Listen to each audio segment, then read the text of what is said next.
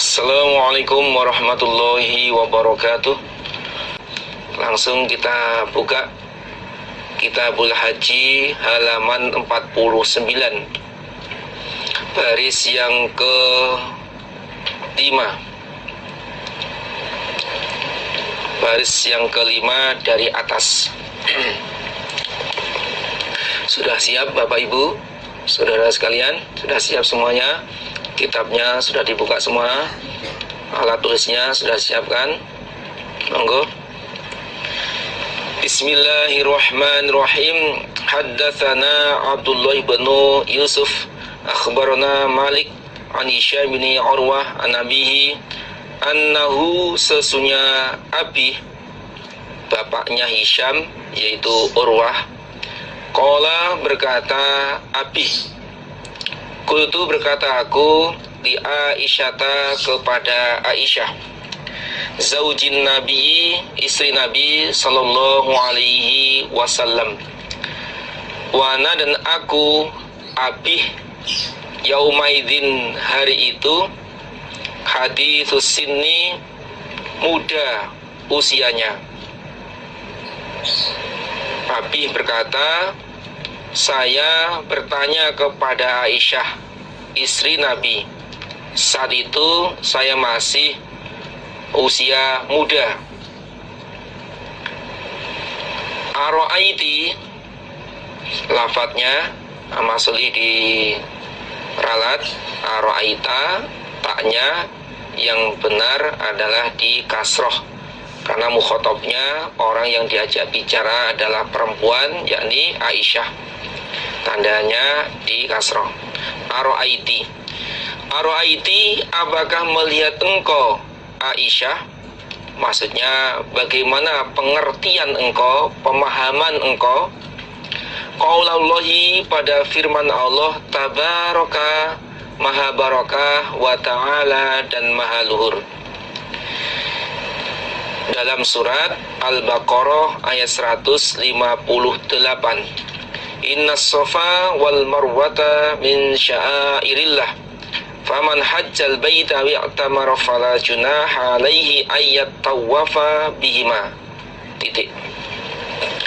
Innas safa, sesungguhnya bukit Safa, wal marwata dan bukit Marwa, min sya'airillah dari tanda keagungan Allah. Maksudnya tanda-tanda agama Allah dan tanda-tanda ibadah haji. Itu ketika di Bukit Safa Marwa melaksanakan sa'i. Faman maka barang siapa hajja yang haji dia al-baita pada Baitullah. Kalau makna lughahnya hajja sengaja ke Baitullah, yakni melaksanakan ibadah haji dengan semua rukun dan wajibnya haji. Awit tamara atau umroh, fala junaha maka tidak dosa alaihi baginya ayat tawafa bahwa tawaf dia bima pada keduanya Safa dan Marwa. Barang siapa yang melaksanakan ibadah haji atau melaksanakan ibadah umroh, tidak dosa baginya apabila melaksanakan sa'i Safa Marwa. Fala isma wala haraja fis sa'i wad durani bainahuma bal huwa amrun masyru'un wa madlubun. Tidak dosa dalam sa'i dan berputar di antara Safa dan Marwa. Bahkan sa'i Safa Marwa itu adalah perkara yang disyariatkan. Bahkan dalam hadis dijelaskan, innallaha kataba alaikumus sa'ya, sesungguhnya Allah mewajibkan kepada kalian untuk sa'i ketika umrah atau haji. Fama ura maka tidak diperlihatkan aku abi ala ahadin pada seseorang syai'an pada sesuatu, alla yatawafa bahwa tidak tawaf dia bihima pada keduanya. Saya, ini menurut Abi, saya berpendapat bahwa tidak dosa, tidak apa-apa, nggak apa-apa atas seseorang apabila tidak tawaf di Safa dan Marwah. Jadi kalau menurut Abi, umpama seseorang itu tidak sa'i Safa Marwah, nggak apa-apa. Itu pengertian dari Abi. Faqalat, lalu berkata sapa Aisyah, kalla, jangan begitu. Jangan mempunyai pengertian seperti itu. Laukanat, andaikan ada apa ayat iku kama takulu, seperti berkata kamu, kanat maka ada apa ayat bunyinya, fala junaha alaihi alla yattawafa bihima. Fala junaha maka tidak dosa alaihi bagi seseorang, alla yattawafa bahwa tidak tawaf dia bihima pada keduanya, Safa dan Marwah. Andaikan pengertian ayat seperti yang kamu katakan, maka bunyinya fala junaha alaihi alla yattawafa bihima, maka tidak dosa bagi seseorang apabila dia tidak tawaf. Innama unzinat, sesungguhnya diturunkan opo hadil ayatu, ini ayat surat Al-Baqarah ayat 158, iku fil ansor, di dalam orang Ansor. Ayat ini turunnya mengenai orang-orang Ansor di zaman jahiliyah. Kanu, ada mereka, yuhilluna ihram mereka, limanata untuk berhala manata. Wakanat, dan ada apa manatu berhala manat, iku hadwa kudaidin, arahnya kudaid. Kudaid itu adalah tempat yang biasa ditempati, disinggahi oleh orang-orang musafir dari Mekah ke Madinah. Mauliun yanzilu fihil musafirun min Makkah ila Madinah, tempat yang disinggahi para musafir ketika perjalanan dari Makkah ke Madinah.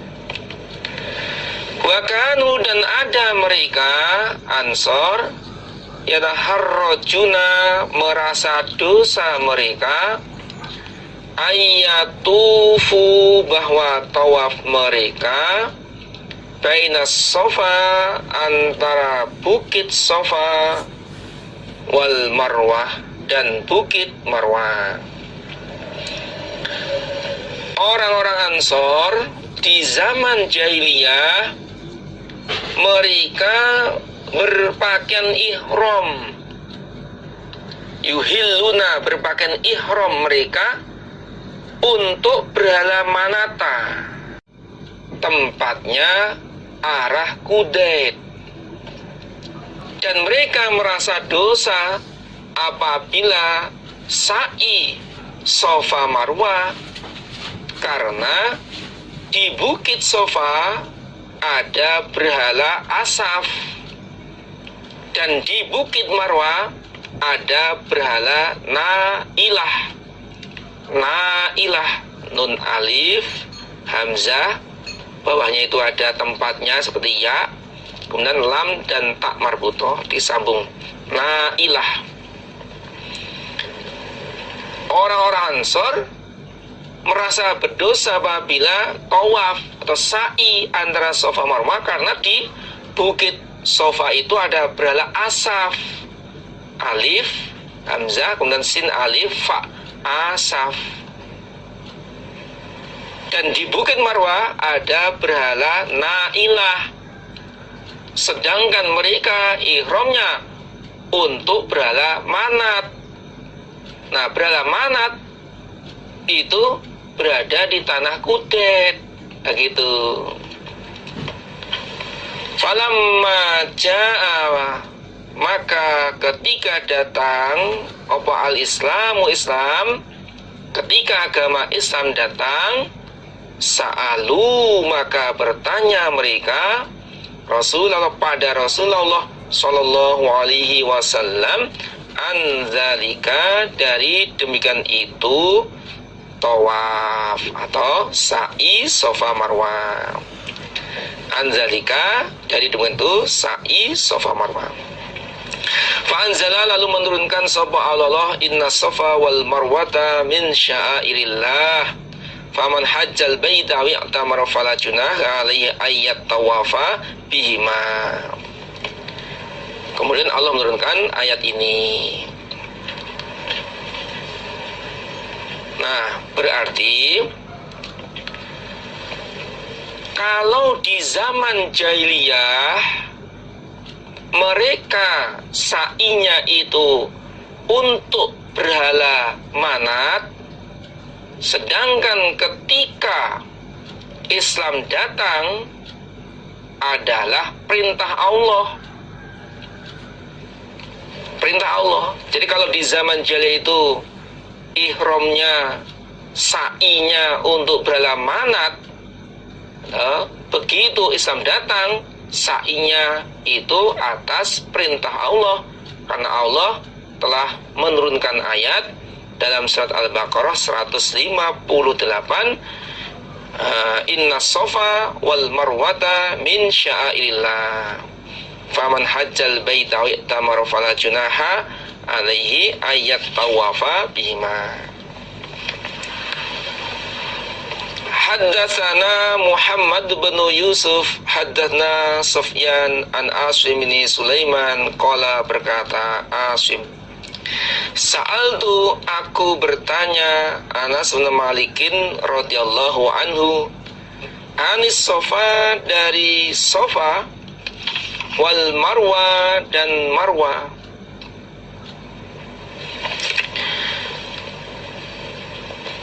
Asim berkata, aku bertanya kepada Anas bin Malik tentang Safa Marwa, bagaimana sa'i Safa Marwa itu.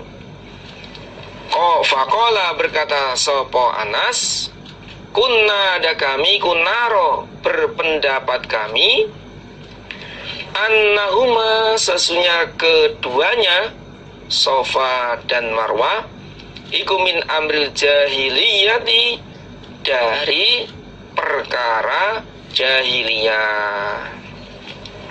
Aku berpendapat bahwa sa'i Safa Marwah itu adalah perkara jahiliyah, lakon jahiliyah, perbuatan jahiliyah, karena mereka sa'inya itu, ihramnya itu untuk berhala Manat.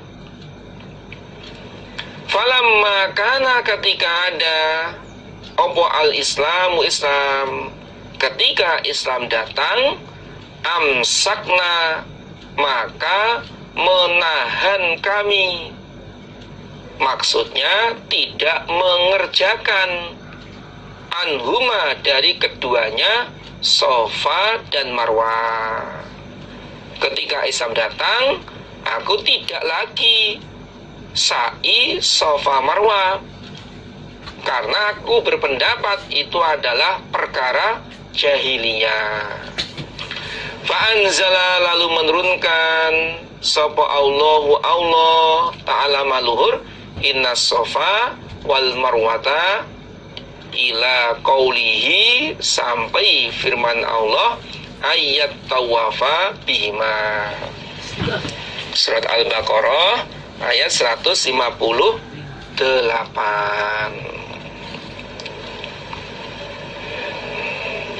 Jadi jelasnya, kalau di masa jahiliyah itu untuk berhalanya, sedangkan ketika Islam itu adalah perintahnya Allah. Bal huwa amrun masyru'un wa matlubun. Bahkan sa'i sofa marwah itu adalah perkara yang disyariatkan di dalam melaksanakan ibadah haji maupun umroh. Haddatsani Abdullah bin Muhammadin hadatsna Abdur Razzaq akhbarna Ma'mar an Ayyub as-Sakhtiyani wa Katsir bin Mutallib bin Abi Wada'ah. Haddatsani Abdullah bin Muhammadin hadatsna Abdur Razzaq akhbarna Ma'mar an Ayyub as-Sakhtiyani wa Katsir bin Mutallib bin Abi Wada'ah. Lafadznya wada'ah. Yazidu menambah sab'ahaduma, salah satu keduanya, al-akhor atas yang lain, antara Ayub as-Sakhtiyani dan Katsir bin Katsir. Ini hadisnya saling melengkapi. An Sa'id bin Jubairin qala, berkata Ibnu Abbas, awalu mattakhoda, pertama kalinya memakai, sab'an nisa'u, perempuan, al-mintoko, pada stagen, kain yang panjang yang dipakai di perutnya. Iku min qibali Ummi Ismail, dari arahnya ibunya Ismail yang bernama Hajar. Jadi pertama kali perempuan yang memakai stagen adalah Ibu Hajar. Ittakhodat, mengambil, maksudnya memakai siapa? Ummu Ismail, mintokon, pada stagen, litu afia, supaya menyamarkan dia, asaroha, pada bekasnya Ummu Ismail, ala Saroh, atas Saroh, istri pertama dari Nabi Ibrahim. Ummu Ismail, yaitu Hajar, dia memakai stagen untuk menyamarkan bekas jalannya dari Saroh, supaya tidak terlihat, supaya tidak ketahuan oleh Ibu Saroh. Dalam sarahnya dijelaskan, wa dzalika anna Saroh wahabatha lil Khalili alaihi salam. Jadi saat itu Ibu Saroh diberi hadiah oleh raja yang memaksa, berupa pelayan, itu Ajar atau Hajar. Nah, kemudian pelayan itu atau Hajar itu dihadiahkan oleh Saroh kepada suaminya. Fahamalat minhu Ismail. Nah, kemudian Ibu Hajar mengandung dan melahirkan Ismail. Falamma wadu'athu gharat. Nah, ketika Ibu Hajar itu melahirkan putra yang bernama Ismail, maka ibu Sarah cemburu berat. Kemudian begitu cemburu, terus Nabi Ibrahim keluar dari Syam bersama ibu Hajar dan Ismail ke Mekah. Fakhraja Ibrahim bi Ismail wa ummahu ila Mekah. Kemudian dihijrahkan ke Mekah.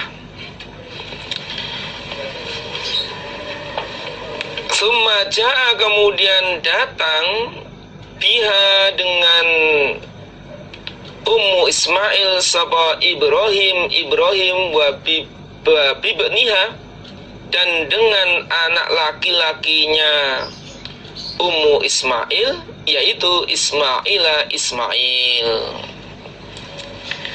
Nah, kemudian Nabi Ibrahim datang kepada Ummu Ismail dan anak laki-lakinya Ummu Ismail bernama Ismail. Wahia, sedangkan Ummu Ismail turdi'uhu, menyusui sopo Ummu Ismail hu pada Ismail, hatta wadu'ahuma, sehingga meletakkan sopo Ibrahim huma pada keduanya, hatta wadu'ahuma, sehingga meletakkan sopo Ibrahim pada keduanya, yaitu ibu Hajar dan Ismail, indal baiti, di sisi Baitullah, inda dauhatin, di sisi pohon yang besar, fauqa Zamzam, di atas Zamzam, yang saat itu belum ada Zamzam, yang saat itu belum ada Zamzam.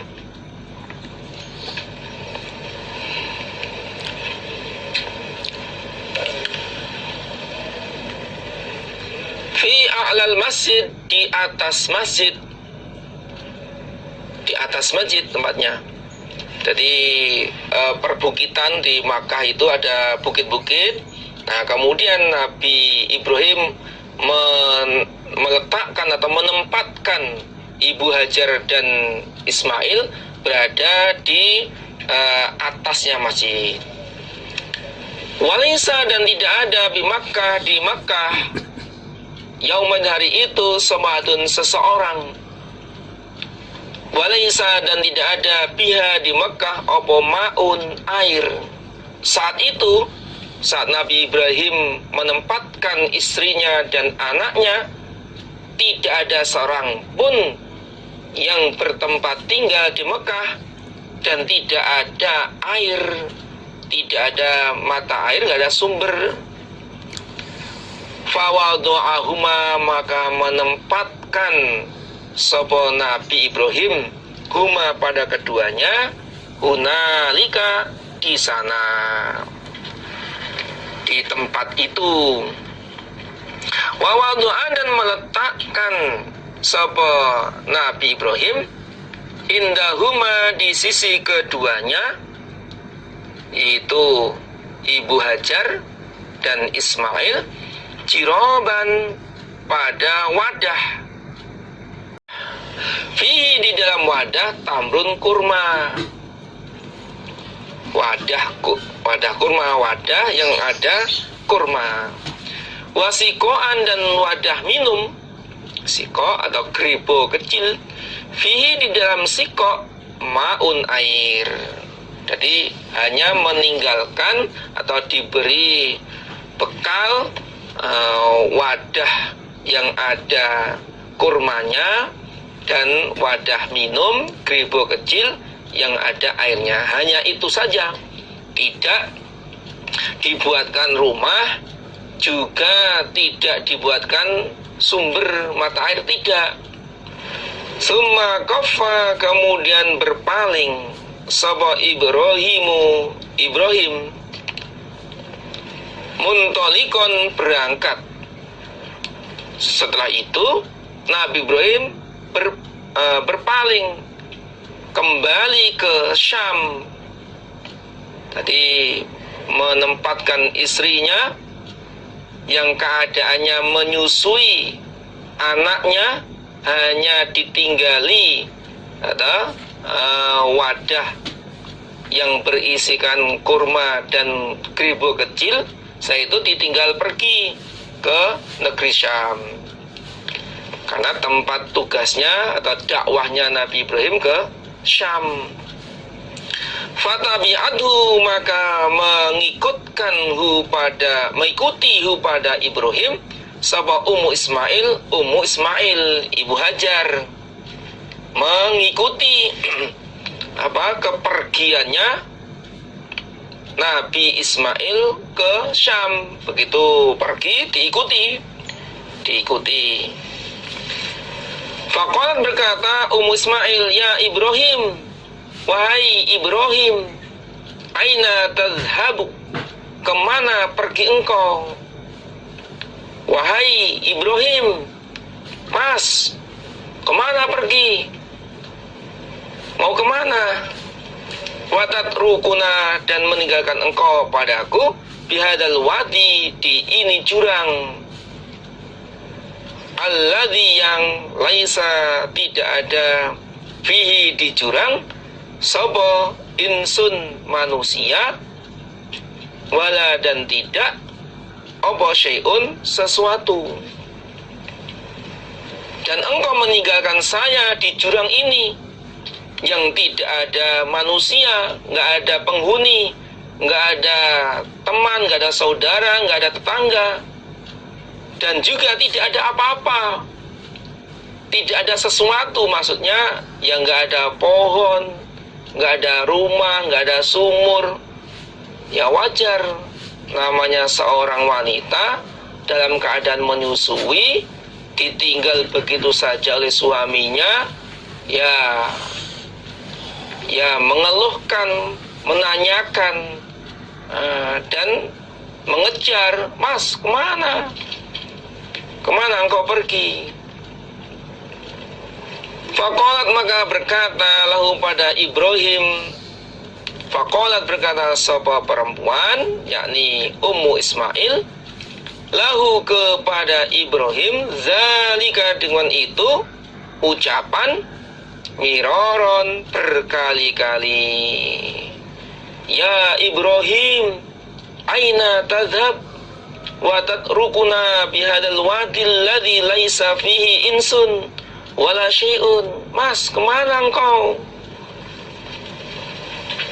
Engkau meninggalkan saya di sini, di jurang yang tidak ada manusia, nggak ada tetangga, nggak ada saudara, nggak ada famili, nggak ada sesuatu yang bisa diandalkan, nggak ada sumur, nggak ada atap, nggak ada, pokoknya yes, kita bisa membayangkan seorang perempuan keadaan menyusui, ditinggal di padang pasir, pegunungan, gersang, tandus. Waduh, kita bisa membayangkan, saudara jamaah, betapa sedihnya seorang wanita yang ditinggal seperti itu.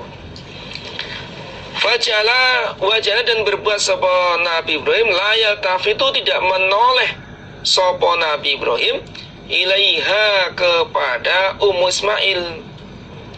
Dan Nabi Ibrahim tidak menoleh sedikit pun kepada Ummu Ismail. Jadi dikejar, ya nggak terpengaruh sama sekali.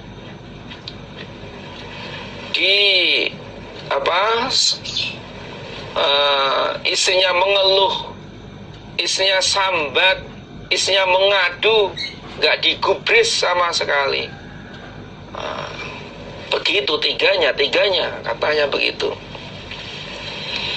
Faqalat, berkata sapa Ummu Ismail lahu, kepada Nabi Ibrahim, Allahu, apakah Allah, alladzi, yang, amaraka, perintah Allah pada engkau, bihadza, dengan ini.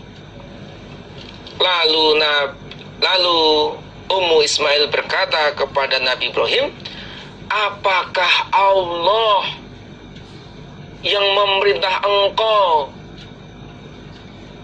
dengan seperti ini, yakni meninggalkan saya seperti ini, menempatkan saya di jurang yang tidak ada pohon, yang gak ada rumah, kemudian engkau meninggalkan begitu saja, pergi ke Syam.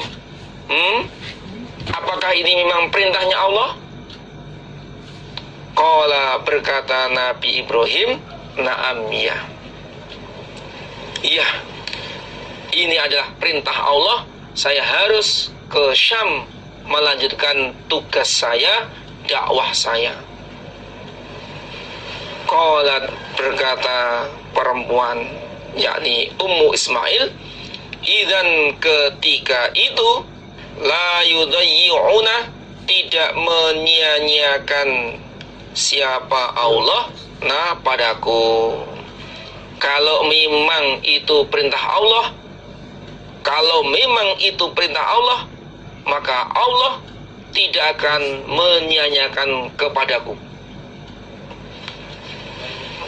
Inilah yang patut kita ambil pelajaran dari Ibu Ismail. Betapa sabarnya, betapa husnuzon billah, ya, husnuzon billah. Kalau memang suaminya itu pergi meninggalkan istrinya karena tugas, karena perintah dari Allah, urusan sabilillah, pasti Allah tidak akan menyia-nyiakan kepada kami, ma'isyahnya, kehidupannya, keluarganya, itu pasti akan dicukupi oleh Allah. Jadi pelajaran yang bisa kita ambil hikmah, yaitu ketegaran, ketabahan, kesabaran Ibu Ismail yang ditinggal oleh suaminya dalam rangka urusan sabilillah. Tsumma raja'at, kemudian kembali siapa Ummu Ismail. Fantalaqa, maka berangkat sapa Ibrahim, Nabi Ibrahim, hatta, sehingga idza kana, ketika ada, inda tsaniyati, dekat atau di sisi tanah Tsaniyah,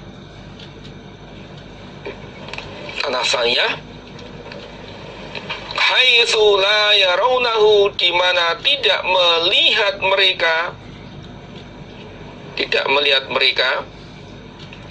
pada Nabi Ibrahim. Istaqbala, maka menghadap sapa Nabi Ibrahim, biwajhi, dengan wajahnya Nabi Ibrahim, al-baita, ke Baitullah. Lalu Nabi Ibrahim tsumma raja'at, kemudian Ummu Ismail kembali ke tempat semula di mana Nabi Ibrahim menempatkan Ibu Hajar dan Ismail di situ. Lalu Nabi Ibrahim berangkat melanjutkan perjalanannya. Ketika sampai di tanah Tsaniyah, di mana orang-orang tidak bisa melihat Nabi Ibrahim, yakni saking jauhnya, karena sudah jauh jaraknya antara Nabi Ibrahim dengan istrinya dan anaknya itu, umpama orang itu sudah nggak bisa melihat karena jauhnya, maka Nabi Ibrahim menghadap, yakni balik kanan, maksudnya menghadap balik kanan. Kemudian Nabi Ibrahim menghadap dengan wajahnya ke Baitullah. Ini sunnahnya ketika kita berdoa, ini sunnahnya menghadap ke Baitullah. Ini istaqbala biwajhi al-bait. Walaupun berdoa di mana saja bisa, tapi ini ta'adubnya, sunnahnya itu menghadap ke Baitullah. Sumada'a, kemudian berdoa sapa Nabi Ibrahim, biha ulail kalimati, dengan ini beberapa kalimat. Warafa dan mengangkat sapa Nabi Ibrahim yaitu kedua tangannya. Ini dalilnya kalau berdoa itu mengangkat kedua tangan. Ini dalilnya.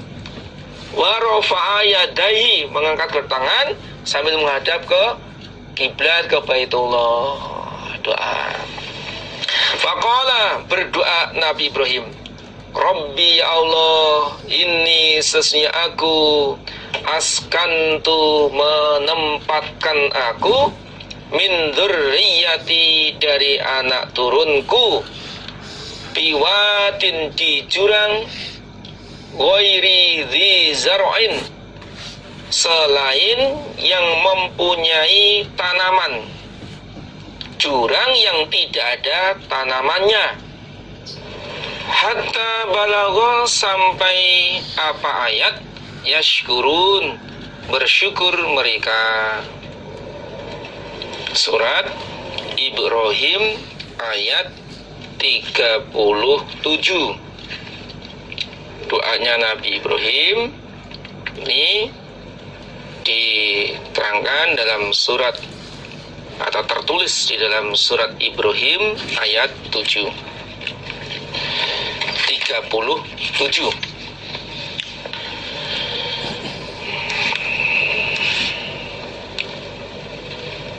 Ya Allah, sesungguhnya aku menempatkan anak turunku di jurang yang tidak ada tanaman. Tidak ada tanaman. Inda baitikal muharram, Rabbana liqimus shalah faj'al afidatan minan nas tahwi ilaihim warzuqhum minats tsamarati la'allahum yashkurun. Itu lengkapnya dalam surat Ibrahim ayat 37. Nah, kemudian Allah mengabulkan doanya Nabi Ibrahim. Allah mengabulkan doa Nabi Ibrahim. Fa'ajabahu Allahu da'wata khalilihi fajalahu haraman aminan yujba ilaihi samaratu kulli syai' rizqan min ladunhu. Allah mengabulkan doanya kekasihnya yaitu Nabi Ibrahim. Allah jadikan negara Mekah dalam keadaan aman. Yujba ilaihi samaratu kulli syai', segala sesuatu dari buah-buahan dikirim, diekspor ke Makkah. Rizqan min ladunhu, menjadi rezeki dari sisi Allah. Ini juga pengabulan doanya Nabi Ibrahim diterangkan dalam surat Al-Qasas ayat 57. Ayat 57. Nah, ini hikmah yang bisa kita ambil bahwa kita harus mengutamakan urusan sabilillah. Ketika seseorang itu mengutamakan urusan agama Allah, ada urusan pribadi maupun keluarganya, maka Allah akan mencukupinya. Allah akan mengabulkannya. Yang kedua, seorang suami walaupun sepintas tidak kelihatannya tega meninggalkan istri dan anak-anaknya, namun kewajiban suami adalah menjaganya, mengasuhnya, mengatur. Maka itu semua diserahkan kepada Allah dengan berdoa. Dan doa ini adalah doa ini ada ungkapan dari Nabi Ibrahim. Ya Allah, aku menempatkan anak turunku di jurang yang tidak ada tanamannya. Jadikanlah hati sebagian manusia condong kepada mereka.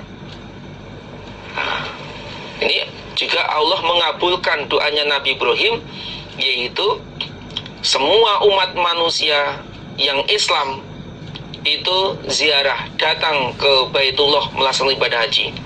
Andaikan doa Nabi Ibrahim itu afidatan nas, hatinya manusia, maka seluruh umat manusia itu akan datang ke Baitullah. Tapi Nabi Ibrahim mengkhususkan doanya afidatam minan nas, tahwi ilaihim, tercondong kepada mereka. Kemudian yang ketiga ada warzuquhum minas samaroti la'allahum yashkurun. Tadi ada 3 isi doa itu. Yang pertama, liqimus sholah, supaya anak turun kami itu bisa mentaati sholat. Yang diutamakan, yang diprioritaskan ketika bertempat di suatu tempat, nah itu adalah ibadahnya bagaimana, ibadahnya, masa depannya, kehidupannya bagaimana. Waj'al afidatam minan nas tahwi ilaihim. Kemudian yang ketiga adalah bagaimana maisyahnya, yakni kehidupan seharinya itu bisa lancar dalam maisyahnya, buah-buahannya dan sebagainya. Karena keadaan Mekah itu gersang atau tidak ada tanaman, tapi di sana itu banyak buah-buahannya. Nah, itu beberapa hikmah yang bisa diambil. Itu ketika seseorang itu mementingkan urusan sabillah, agama Allah, atau maka Allah akan mencukupinya, Allah akan menjaganya, Allah akan memberikan pertolongan. Wajalan dan berbuat sapa Ummu Ismail turdiu, menyusui dia Ismaila pada Ismail.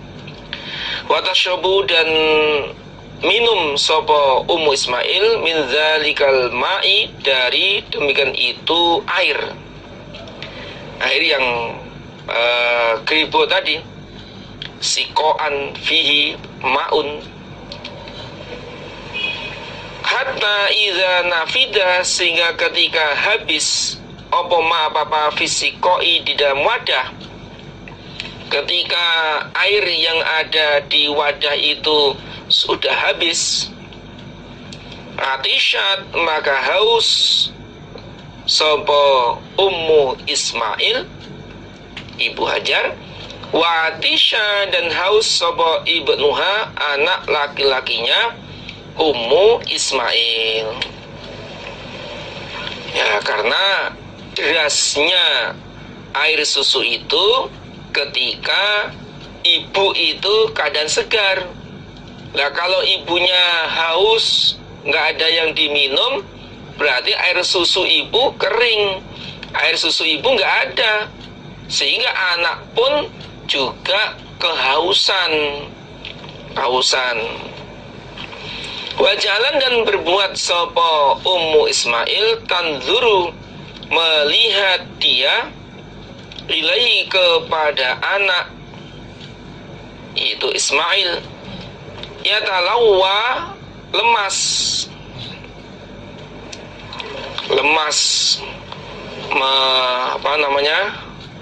yatalawwa itu ya dingkluk kalau bahasa Jawanya, masnya lemas. Au qala, atau berkata sapa Ibnu Abbas, lafadznya yatalabbatu, jungkel itu apa ya, menjatuhkan cat, karena nggak bertenaga sehingga dingkluk ini. Ini karena lemesnya nggak ada tenaga, sehingga anak itu biasanya ya begitu. Bukan lemesnya ini karena ngantuk, bukan. Fantolakon, maka berangkat sapa Ummu Ismail, karohiyata, karena benci, antanzura, bahwa melihat sapa Ummu Ismail, ilaihi, kepada anak, melihat keadaan anak seperti itu, melihat anaknya keadaan seperti itu, yakni lemes, dingkluk, ini gak bertenaga karena ya kehausan, ya kurma sudah habis, air sudah habis, gak ada makanan, gak ada apa-apa. Nah, Sehingga Ibu Ismail merasa kasihan, tidak tega melihat keadaan anaknya seperti itu. Fawajadat, lalu menjumpai sapa Ismail as-Sofa, pada bukit Sofa, aqraba jabalin, lebih dekatnya gunung, fil ardi, di bumi, yaliha, yang mendekati apa gunung, ha, pada Ismail. Lalu Ismail menjumpai Sofa, yang lebih dekatnya gunung yang di bumi. Karena di antara ya ada Jabal Kubais, ada Sofa Marwa, atau Jabal Nur, Jabal Uhud, macam-macam lah. Nah, di antara gunung-gunung yang ada yang paling dekat dengan Ismail adalah Sofa. Faqamat, lalu berdiri sapa Ismail alaihi, pada gunung Sofa. Nah, kemudian Ibu Ismail berdiri menghadap ke gunung tersebut. Summa staqbalat, kemudian menghadap sapa Ismail al-wadi, pada jurang. Tangzuru, melihat sapa Ismail, hal taro, apakah melihat sapa Ismail ahadan, pada seseorang. Kemudian Ismail menghadap pada jurang, yakni jurang antara Sofa dan Marwah. Dia memandang arah kanan, kiri, depan, belakang. Apakah ada seseorang yang ada di sekitarnya? Ternyata falam taro, maka tidak melihat sapa Ismail ahadan, pada seseorang. Jadi sumastaqbalat itu tadi naik ke bukit Sofa, lalu menghadap ke jurang. Nah, lihat kanan kiri sekitar itu ada enggak orang yang ada di bawah sana. Ternyata tidak ada seorang pun yang berada di situ. Ismail tidak melihat seorang pun yang ada di sekitar jurang Sofa dan Marwah. Fahabatot, lalu turun sapa Ismail minas Sofa, dari bukit Sofa. Hatta, sehingga idza balagot, ketika sampai siapa Ismail al-wadi, pada jurang. Maksudnya di tengah-tengah jurang itu, di antara bukit Sofa dengan Marwah, lebih dekat dengan bukit Sofa.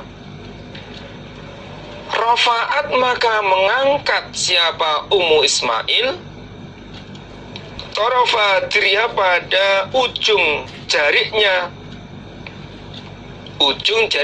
Ismail, menyingsingkan baju bawahnya, disisingkan, karena ini untuk lari, sehingga supaya tidak terjatuh.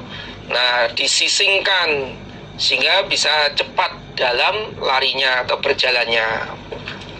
Saat kemudian ngincik atau lari kecil sama Ismail, sa'yal insan, seperti sa'inya manusia, al-majhudi, yang diberatkan.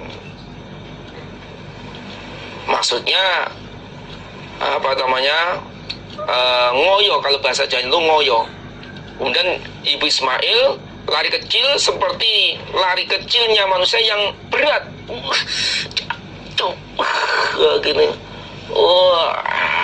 Jadi sangat berat karena ya lapar gitu. Hatta jawazat, sehingga melewati sapa Ismail al-wadi, pada jurang.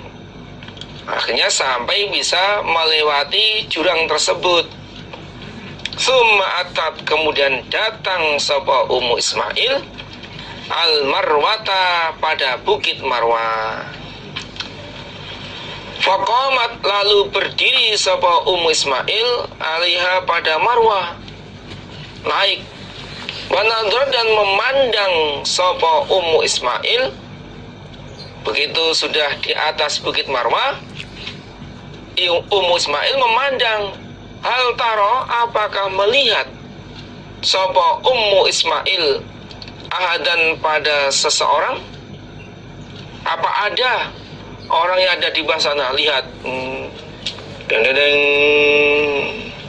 deng deng deng. Nah, mungkin kayak di, wah, ngeri pokoknya ya, sendirian. Nah, ternyata falam taro, maka tidak melihat sapa Ummu Ismail ahadan, pada seorang pun. Ternyata tidak ada seorang pun yang dilihatnya. Fafalat, maka mengerjakan sapa Ummu Ismail zalika, dengan itu kelakuan, dengan itu perbuatan, yakni perjalanan Safa Marwah, Marwah Safa, Safa Marwah, saba marrotin, 7 kali. Diawali dari bukit Safa ke Marwah 1, bukit Safa Marwah, dan perjalanan ini Marwah, kemudian balik lagi Safa, berarti 2, kemudian Safa ke Marwah 3, Marwah ke Safa 4, Safa ke Marwah 5, Safa, Marwah ke Safa 6, Safa ke Marwah 7, berakhir di bukit Marwah. Ya, setiap kali di atas bukit Safa yang memandang ke bawah, lihat ada nggak orang yang ada di bawah sana. Ternyata nggak ada, lanjut turun, begitu seterusnya. Qala, berkata Ibnu Abbas, qala, bersabda Nabi sallallahu alaihi wasallam, wadzalika, maka dibentuk ngincik sa'i iku sa'yun nas, nginciknya atau sa'inya manusia, bainahuma, antara keduanya Safa dan Marwah. Ibnu Abbas berkata, Nabi bersabda, nah, sa'inya manusia sekarang ini yang melaksanakan ibadah haji atau umroh itu mengikuti sa'inya Ibu Ismail. Nah, gitu. Tadi sababu wukuknya ada sa'i itu adalah dari Ibu Ismail. Falamma asyrafat, maka ketika menghadap siapa Ummu Ismail alal marwati, pada bukit Marwah, sami'at, maka mendengar dia sautan, pada suara. Ketika Ibu Ismail, yaitu Hajar, menghadap pada Marwah, yaitu hitungan yang ke-7, maka Ibu Ismail mendengar suara. Faqalat, lalu berkata siapa Ummu Ismail, soh, diamlah kamu. Maksudnya turidu, menghendaki siapa Ummu Ismail nafsaha, pada dirinya Ummu Ismail. Yang disuruh diam itu maksudnya dirinya. Begitu sampai di bukit Marwah, mendengar suara, lalu dirinya disuruh diam. Disuruh diamlah kamu. Artinya dirinya ditenangkan. Dirinya ditenangkan. Summa tasamma'at, kemudian berusaha mendengarkan siapa Ummu Ismail. Fasami'at, lalu mendengar siapa Ummu Ismail aidon, lagi. Kemudian Ummu Ismail berusaha mendengarkan. Ini ada suara apa? Diam, coba perhatikan. Nah, yang disuruh diam itu maksudnya ya dirinya. Coba Dia berusaha untuk mendengarkan. Lalu dia mendengarkan suara lagi. Faqalat, lalu berkata siapa Ummu Ismail, qad asma'ta, telah memperdengarkan engkau suara. In kana, jika ada, indaka, di sisimu, apa ghawathun, pertolongan. Jawabnya, tolonglah aku. Lalu Ummu Ismail berkata, kamu telah memperdengarkan kepada saya. Kalau memang di sisimu ada pertolongan, tolonglah aku. Jadi Ummu Ismail itu hanya mendengar suara saja, tidak ada wujudnya. Lalu mengatakan, kalau memang di sisimu ada pertolongan, tolonglah aku. Faida, ketika itu, hiya Ummu Ismail bil malaki, bertemu malaikat. Inda maudhi Zamzam, di dekat tempatnya Zamzam, yang saat itu belum ada. Ya, dekat di situ, yang sekarang ya jadi Zamzam. Fabahasa, maka menggali sapa malaikat biakibi, dengan tumitnya malaikat. Kemudian malaikat menggali, atau ya nyauk gini, digali ya kayak bego gitu, digaruk gini, menggali dengan tumitnya. Auqala, atau berkata Nabi, bijanahi, dengan sayapnya malaikat, atau dengan sayapnya. Hatta zuhara, sehingga mengalir apa al-ma'u, keluar air. Digali dengan tumitnya atau dengan sayapnya. Fajalat, lalu berbuat sapa Ummu Ismail, tuhawiduhu, menggali sapa Ummu Ismail hu, pada air. Tuhawidu itu menjadikan semisal telaga. Taj'aluhu kal haudi, tujuannya apa? Li alla yadhhabal ma,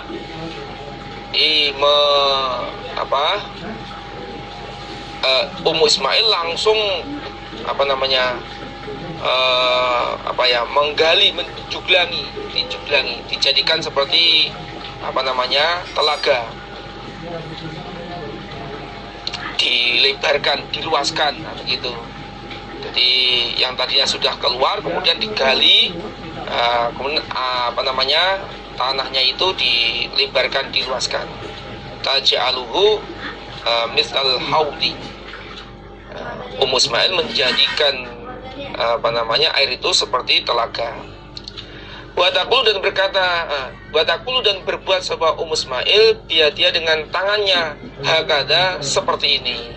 Jadi dipraktekkan ya kayak dibendung itu, dilebarkan gini, gitu.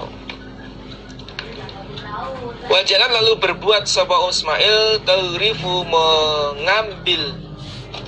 Taurif itu mengambil dengan tangannya. Kalau bahasanya nyawuk. Minal ma'i, dari air, fisikonya, dalam wadahnya Ummu Ismail. Jadi mengambil, nyawuk dengan tangannya, kemudian dimasukkan ke dalam wadah air minumnya. Wahwa, adapun airiku, yafuru, mengalir air itu nyumber, ba'dama tarifu, setelah mengambil atau nyabuk siapa Ummu Ismail. Jadi setelah airnya itu diambil, nyumber tush gitu. Qala, berkata Ibnu Abbas, qala, bersabda an-Nabi sallallahu alaihi wasallam, Yarhamu, semoga menyayangi Allah Umma Ismail pada Umma Ismail, itu Ibu Hajar. Lau tarokat, andaikan meninggalkan siapa Ummu Ismail Zamzam pada Zamzam, andaikan Ummu Ismail membiarkan begitu saja tanpa dibendung seperti telaga. Au qala, atau berkata sapa Nabi, lam taurif, andaikan tidak mengambil siapa Ummu Ismail minal ma'i, dari air, andaikan tidak diambil, tidak dicawuk ini, lakanat, niscaya ada apa Zamzam iku ainan, sumberan mata air, ma'inan, yang mengalir. Andaikan Zamzam itu dibiarkan begitu saja, atau Nabi mengatakan andaikan tidak dibendung, tidak digali seperti telaga itu, maka Zamzam itu menjadi sumberan yang mengalir, menjadi seperti mancur, mengalir. Akhirnya menjadi mancur, mainan, mengalir terus. Qala, bersabda Nabi, fasyaribat, lalu minum siapa Ummu Ismail, wa arda'at, dan menyusui sapa Ummu Ismail, waladaha, pada anaknya Ummu Ismail. Lalu Ummu Ismail minum dari air sumberan itu dan menyusui anaknya. Itu dia, Ummu Ismail sudah minum segar sehingga air susunya bisa keluar kembali dan menyusui anaknya. Faqala, berkata laha pada Ummu Ismail, sapa al-malaku, malaikat. Malaikat berkata kepada Ummu Ismail, la takhafu, jangan khawatir kalian, ad-dhai'ata, pada tersia-sia. Kalian jangan khawatir hidup tersia-sia di sini. Fa inna hahuna, makasnya di sini apa baitallahi, rumah Allah. Ya bani, akan membangun apa hada, ini, sapa al-hulamu, anak, wa abu, dan bapaknya anak, itu Nabi Ibrahim. Kalian jangan takut hidup tersia-sia, karena sesungguhnya di sini ada rumah Allah, Baitullah, dan rumah Allah ini akan dibangun oleh anakmu Ismail dan bapaknya Ismail, yaitu Ibrahim. Wa innallaha, dan sesungguhnya Allah, la yudi'u, tidak menyia-nyiakan Allah, ahlahu, pada penghuninya Baitullah, dan sesungguhnya Allah tidak menyia-nyiakan penghuninya Baitullah, yaitu orang-orang yang bertempat tinggal di Mekah.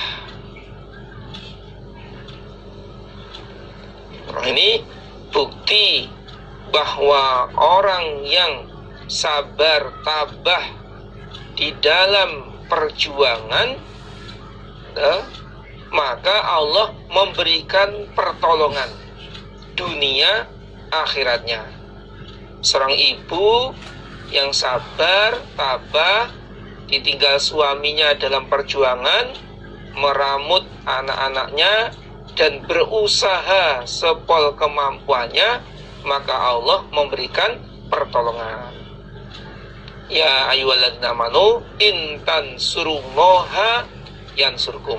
Kita harus yakin, harus mantap, dengan janji Allah. Bila mana kita menolong agama Allah, pasti Allah akan memberi pertolongan, pasti Allah akan menolongnya. Wakana, dan ada apa al-baitu, baitullah, murtafian, tinggi, minal ardi, dari bumi. Awalnya baitullah itu tinggi. Jadi ketinggian itu murtafian nanti. Jadi ini tanah, baitullah itu di atasnya. Karobiati, seperti tanah bukit, seperti di tanah bukit. Tadi datang pada baitullah opo asuyulu, banjir. Fatakhudu, maka menimpa apa banjir, an yaminihi, dari kanannya baitullah, wa shimalihi, dan dari kirinya baitullah. Kemudian pada zaman Nabi Nuh alaihi salam, ketika banjir itu kemudian menimpa kanan kirinya, sehingga baitullah itu terbenam. Fakat maka ada siapa Ummu Ismail, kadalika, seperti demikian itu keadaan, yaitu menyusui Nabi Ismail. Nanti setelah di situ punya sumberan, Nabi Ismail bersama ibunya hidupnya ya di situ terus, nggak pindah kemana-mana lagi. Hatta sehingga marok lewat dengan mereka, ibu dan Ismail, soko rufqatun, golongan min Jurhum, dari suku Jurhum, nama suku. Atau ahlu baitin, ahli rumah, berarti keluarga, min Jurhum, dari Jurhum. Sampai suatu ketika lewatlah satu golongan atau satu kelompok keluarga dari suku Jurhum, muqabilin, orang-orang yang selalu menghadap, min tariqi kadak, dari tanah, dari tariq kadak, dari jalan kadak. Mereka datang dari arah jalan kadak. Fanazalu, maka bertempat mereka fi asfali Makkah, di bawahnya daerah Mekah. Maksudnya Mekah bagian bawah. Mekah itu kan tanahnya nggak rata, ada yang dataran tinggi, pegunungan. Nah kebetulan yang ditempati mereka itu adalah di daerah Mekah, tapi yang dataran rendahnya. Ini kalau sekarang ya sekitar di sebelah wilayah baratnya Mekah yang datarannya rendah. Ternyata para maka melihat mereka orang-orang Jurhum, toiran, pada burung, aifan, yang berkeliling dari tempat mereka istirahat di tempat Mekah bagian bawah. Itu bisa melihat di tempat lain kok di situ ada burung yang berputar-putar. Nah ini pertanda ini, burung berputar-putar itu pasti di bawahnya ada sesuatu, paling tidak ada sumberan. Faqalu, maka berkata mereka orang-orang Jurhum, inna hadat ta'ir, sesungguhnya ini burung, iku layadur, niscaya berputar-putar apa burung, alamat atas air. Ini saya yakin adanya burung berputar-putar ini karena di bawahnya ada sumberan ini. Nah sumberan, kalau kering nggak mungkin dia di situ. La'ahduna, niscaya janji kami, bihadal wadi, dengan ini jurang. Kami akan berusaha untuk menemukan jurang tersebut. Wa ma fi, dan tidak ada di dalam jurang, maun, air. Jadi maksudnya keadaan dia saat itu, orang-orang Jurhum itu berada di sebuah jurang yang tidak ada airnya sama sekali. Otomatis kan dia nggak bisa bertahan lama. Jadi memang gaya hidupnya saat itu belum menetap. Pokok di mana ada tempat yang baik mereka pindah, ada lagi yang lebih baik mereka pindah. Jadi tidak menetap di satu tempat. Akhirnya fa'al selalu maka mengutus mereka jarian pada seorang utusan. Au jariyain atau dua utusan. Lantas mereka memerintahkan salah satunya atau dua orang untuk mencari informasi atau mencari kepastian tempat di bawah burung yang berputar-putar itu. Ternyata faidah maka ketika itu mereka utusan satu atau dua orang itu bilmai ketemu air sumberan. Ternyata betul. Begitu mendekat dari jarak yang dapat mereka lihat, mereka bisa mengetahui bahwasanya di bawah burung-burung yang berputar itu ada sumberan. Para jauh maka kembali mereka utusan pada mereka orang-orang Jurhum. Pak baru maka mengkabari mereka utusan pada mereka orang-orang Jurhum bilmai dengan sumberan. Oh iya benar, ternyata di bawahnya burung yang berputar-putar itu ada sumberan air. Pak baru maka mengajak mereka orang-orang Jurhum. Akhirnya mereka berbondong-bondong bersama keluarganya pindah tempat ke wilayahnya Nabi Ismail dan ibunya. Kalau bersabda siapa Nabi Muhammad, wa ummu Ismail, sedangkan ibunya Nabi Ismail itu indal mak, dekatnya air. Saat itu Nabi ibunya Hajar masih berada di dekatnya sumur Zam-Zam. Kalau maka berkata mereka orang-orang Jurhum, adakah memberi izin kau ibu lana pada kami orang-orang Jurhum anan zina apabila bertempat kami indaki di sisimu ibu. Wahai ibu, apakah kau memberikan izin kepada kami untuk bertempat di sini, ikut memanfaatkan sumberan itu? Pokok maka berkata siapa ibu, nam ya silahkan. Malah seneng nenek bolone, nggak hidup sendirian dengan Nabi Ibrahim, dengan Nabi Ismail. Walakin ini syaratnya, akan tetapi la hakko, tidak ada hak laku bagi kamu sekalian filma dalam air. Tapi ingat, sumberan ini milik sepenuhnya adalah punya saya, bukan milikmu. Kalau kamu minta ya silakan. Cuma yang menghaki, yang mempunyai adalah saya. Kalau kamu minta ya silakan. Tapi ini bukan milikmu. Gimana? Mau? Kalau berkata mereka orang Jurhum, nah, oh ya, ya nggak masalah. Diberi saja sudah syukur. Kalau berkata sahabat Nabi sallallahu alaihi wasallam, kalau bersabda sahabat Nabi sallallahu alaihi wasallam, fa'alto maka menjumpai opo dalika demikian itu keadaan Umma Ismailah pada ibunya Nabi Ismail. Itu fa'alto wa fa'alfa. Ya. Yang ada titiknya dua diganti satu. Lafalnya fa'alfa. Fa'alfa bermakna wajada. Jadi bukan kof tapi fa. Fa'alfa maka menjumpai apa zalika demikian keadaan Umma Ismail pada ibunya Nabi Ismail. Wa sedangkan ibu ikut ibu senang siapa ibu al-insana pada manusia. Maksudnya ya senang bergaul dengan orang lain. Jadi memang dari sisi kepribadian Hajar sendiri, dia itu senang kalau ada manusia-manusia yang hidup mendampingi dia, nggak hidup sendirian di situ, tapi ada tetangganya, ada orang lain, itu lebih merasa terhibur. Pada lalu maka bertempat mereka orang-orang Jurhum wa arsalu dan mengutus mereka orang-orang Jurhum ila ahli pada keluarga mereka.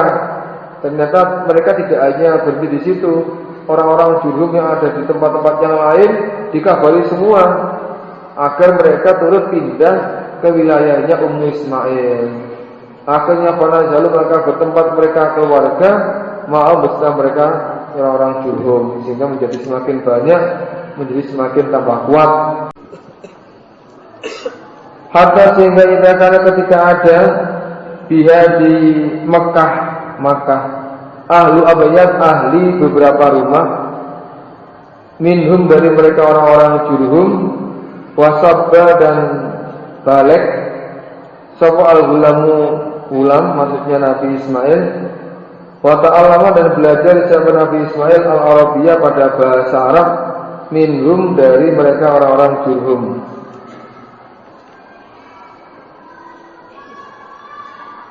Wa anfasahum itu faknya harokatnya fathah. Wa anfasahum dan lebih bagusnya mereka orang-orang Jurhum.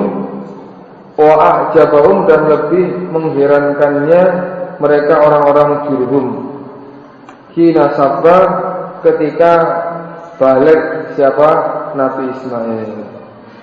Jadi ternyata menjadi barokah dengan adanya orang-orang Jurhum bertempat di wilayahnya Ummu Ismail. Akhirnya Ismail tumbuh menjadi dewasa. Dia belajar bahasa Arab dari orang-orang Jurhum hingga bisa menguasai dengan baik. Jadi dia walaupun bukan orang Arab asli Nabi Ismail itu, tapi dengan kesungguhannya belajar, dia bisa menjadi yang terbaik dan yang paling mengherankan di antara mereka orang-orang Jurhum. Falamma adraka, maka ketika menjumpai sapa Ismail, artinya sudah dewasa, zawwaju maka menikahkan mereka pada Ismail imratan pada seorang perempuan minhum dari mereka. Ketika Ismail telah dewasa, maka orang-orang Jurhum menikahkan kepada Ismail dengan seorang perempuan dari orang Jurhum yang bernama Umarah bintu Sa'ad bin Usamah.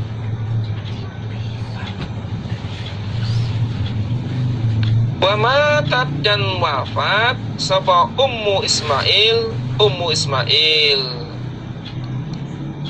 Kemudian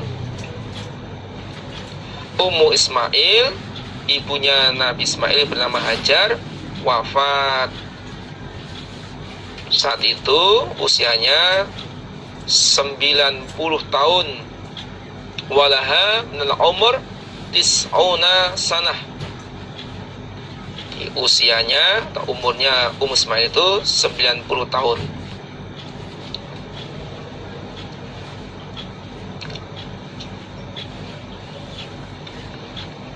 Faja'a lalu datang sapa Ibrahim ba'dama tazawwaja, setelah menikah.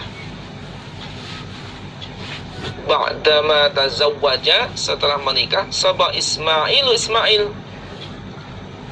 yudali'u mencari sapa Ibrahim tarikatahu pada tinggalannya, peninggalannya. Falam yajid maka tidak menjumpai siapa Ibrahim Ismaila pada Ismail.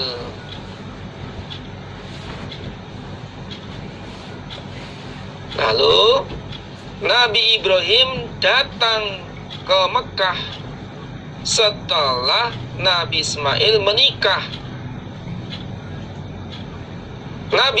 Nabi Ibrahim datang ke Mekah dengan mencari tinggalannya, yaitu anak-anaknya. Tuh, mencari tinggalannya, maksudnya mencari Ismail, tapi tidak menjumpai Ismail. Dalam riwayat itu, inna Ibrahima kana yazuru Hajar kulla syahrin ala buruk. Sesungguhnya Nabi Ibrahim mengunjungi istrinya yaitu Hajar setiap bulan menaiki buruk. Yaudu hudwatan fayati Makkata, nanti pagi hari datang di Mekah. Tsumma yarji'u, kemudian kembali sapa Ibrahim, fayaqilu fi manzilihi bisyam, lalu pulang tidur siang di tempatnya yaitu di Syam.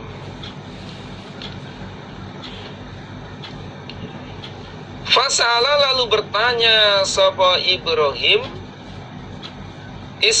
imratau pada istrinya Ismail, anhu dari Ismail, karena tidak menjumpai Ismail yang ada istrinya. Lalu Nabi Ibrahim tanya kepada istrinya tentang Ismail. Faqalat, lalu berkata siapa perempuan, ya Umarah tadi, kharaja, keluar sapa Ismail, maksudnya keluar dari rumah, ya betagi mencari dia lana untuk kami. Dia keluar rumah, dia pergi mencari ma'isyah, untuk kami mencari rezeki, yadribu lana rizqo, dia mencari rezeki untuk kami, ya bekerja untuk kami. Wa kana aisyu Ismail as-sayd, tapi kepenghidupannya Nabi Ismail adalah berburu, berarti berburu. Tsumma salaha, kemudian bertanya sapa Ibrahim ha pada perempuan, an aisyihim dari kehidupan mereka. Lalu Nabi Ibrahim tanya kepada istrinya Ismail tentang kehidupan mereka. Mereka ini ya Ismail beserta keluarganya. Bagaimana kehidupanmu, bagaimana ma'isyahmu, bagaimana keluargamu, wahai adim, dan keadaan mereka, bagaimana kamu berumah tangga. Itu ya jadi pelajaran bagi kita ya, seorang mertua tanya kepada menantunya bagaimana keadaannya,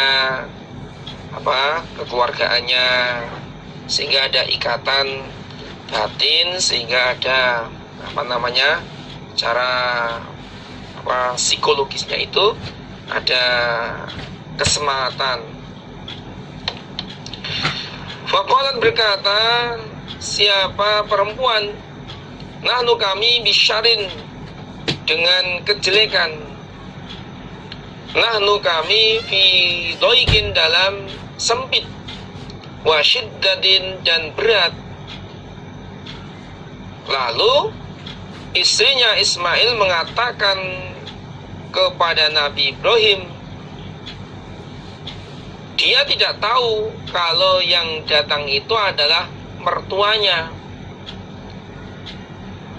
Dia mengatakan apa adanya, nahnu bisyarin, kami dalam keadaan jelek, kami keadaan sempit, kami keadaan berat.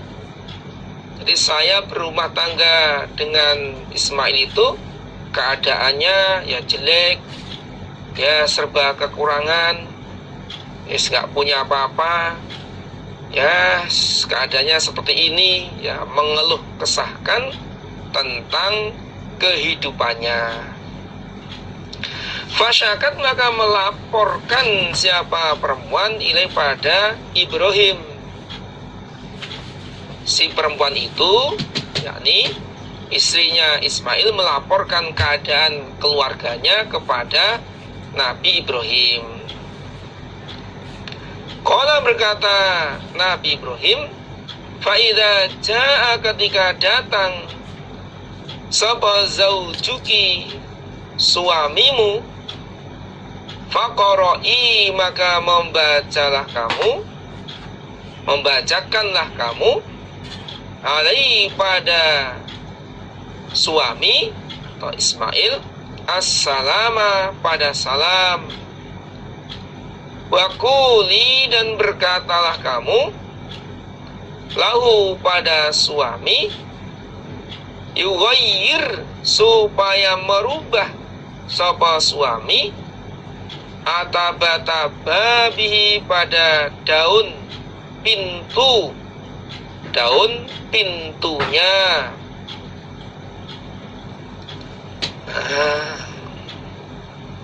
Kemudian Nabi Ibrahim pesan kepada istrinya Ismail, ketika suamimu datang, sampaikan salam kepada suamimu.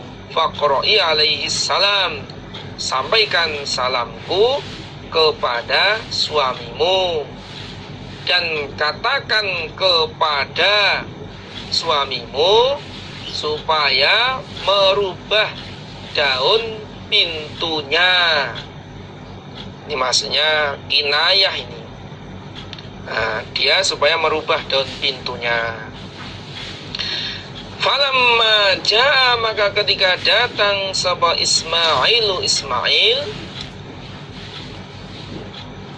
ka'annahu, seakan-akan sesnya Ismail, anasa, merasa, syai'an, pada sesuatu. Jadi setelah Nabi Ibrahim pamit pulang, kemudian Nabi Ismail datang, seakan-akan Nabi Ismail merasa ada sesuatu. Jadi biasanya anak itu orang tua dengan anak ada ikatan batin. Ketika ada apa-apa itu merasa ada, wah ini ada sesuatu, ada apa ini? Faqala, berkata sapa Ismail, hal ja'akum, apakah datang kepada kalian sapa min ahdin, seseorang? Apakah ada tamu yang datang kepada kalian? Qalat, berkata perempuan, na'am, ya. Ya, tadi ada tamu yang datang kemari mencari engkau. Ja'ana, datang kepadaku sapa syaikhun, orang tua, kada, begini, wa kada, dan begini.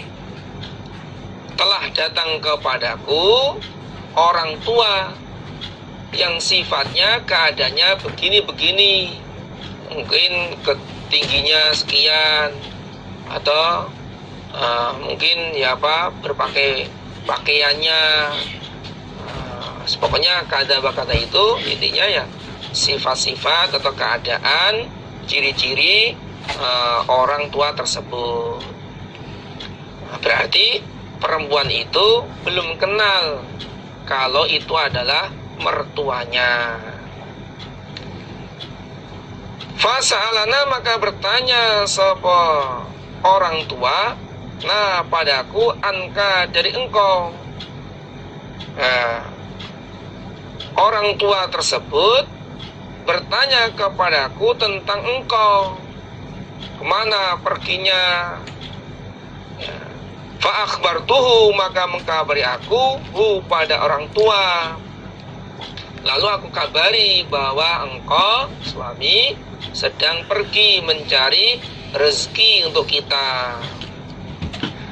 Wasalani, dan bertanya seorang tua ni padaku, kaifa, bagaimana, aisyuna, kehidupanku. Dan orang tua tanya kepadaku tentang kehidupan kita. Fa'akhbartuhu, maka mengkabari aku pada orang tua, anna, sesungguhnya kami atau kita, fi jahdin, di dalam payah, wa syiddatin, dan berat. Lalu saya kabari bahwa kita ini dalam keadaan payah. Kita berkeluarga serba kekurangan, berat ekonominya, serba kekurangan, berat, deblek, makan buah-buahan, nggak pernah itu belanja ke mall, nggak pernah itu ke Matahari, macam-macam. Katanya, kata siapa ya? Katanya perempuan.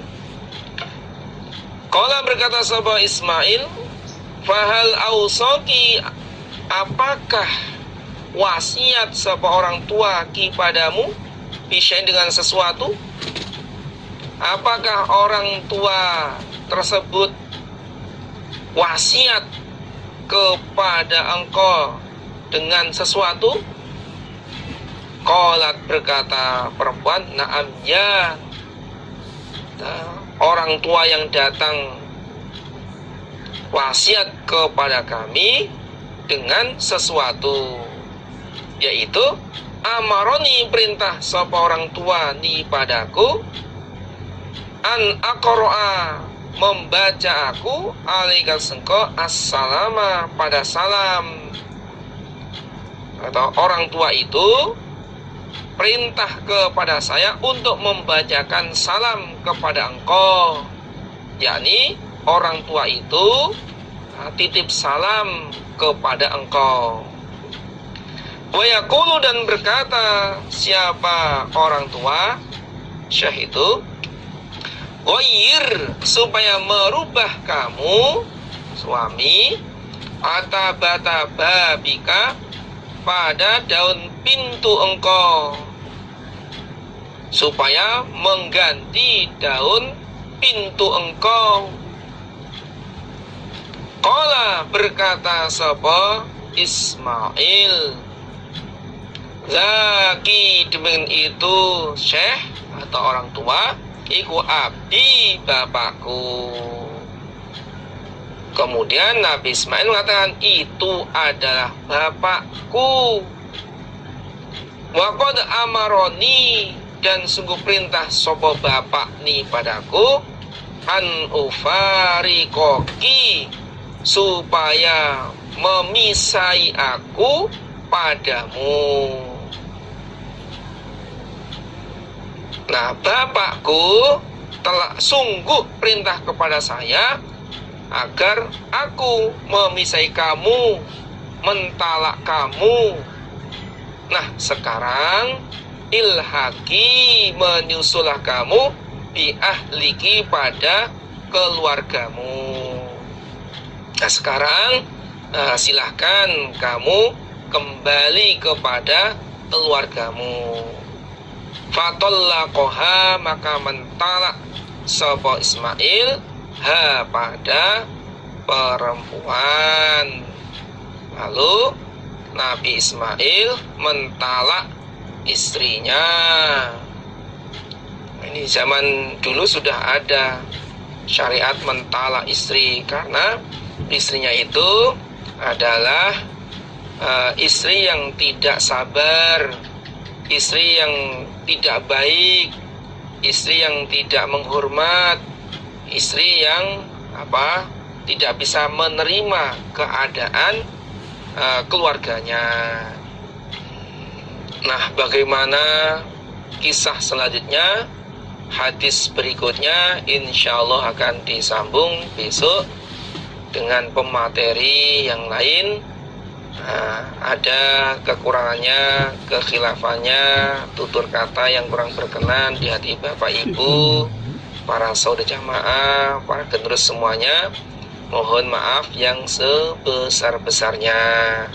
Mudah-mudahan kita bisa mengambil hikmah, ambil pelajaran dari hadis ini, mana yang baik kita ikuti dan mana yang jelek kita tinggalkan. Mudah-mudahan kita semua dalam berkeluarga hidup dalam keluarga yang sakinah, mawaddah warahmah, mempunyai putra-putri yang solih dan solihat, alim, faqih, berakhlakul karimah, hidup mulia dunia akhirat. Mudah-mudahan Allah paling manfaat dan barokah. Assalamualaikum warahmatullahi wabarakatuh.